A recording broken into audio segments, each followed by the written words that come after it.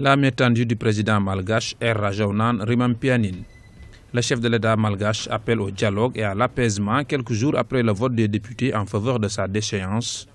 Et même si la requête des parlementaires avait été rejetée par la Haute Cour constitutionnelle, ce bras de fer entre les députés et le président de la République a laissé des traces sur le climat politique local. Le premier apaisement, c'est vraiment que chacun soit conscient de ses responsabilités définies par la Constitution, qu'on prenne conscience de l'intérêt supérieur du pays, de la nation, du peuple malgache et que le peuple ne veut plus de crise.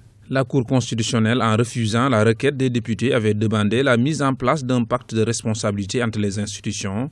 L'appel du chef de l'État semble aller dans ce sens. La déclaration du président Rajaunan Rimampianine tout récemment dans l'appel à un dialogue, je pense que c'est la suite logique de la décision de la Haute Cour constitutionnelle qui a jeté la mise en accusation des députés, mais c'est un chemin avancé pour moi par la Haute Cour pour que les institutions en conflit puissent trouver une acceptation de l'application des mécanismes constitutionnels.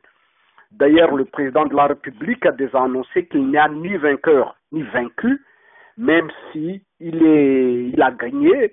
Le pays connaît des mouvements sociaux. À la grève des fonctionnaires s'ajoute celle du personnel d'Air Madagascar et l'économie du pays souffre de ces nombreuses turbulences. Le pays se trouve encore dans une zone de turbulence économique aussi, puisque maintenant, il ne faut pas oublier qu'il y a aussi des tensions sociales et économiques.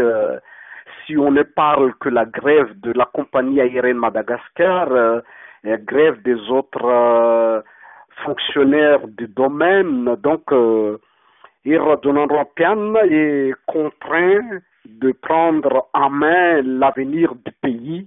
Je sais qu'il y a déjà des contacts en vue de la rencontre entre les deux personnes, le président de la République et le président de l'Assemblée nationale.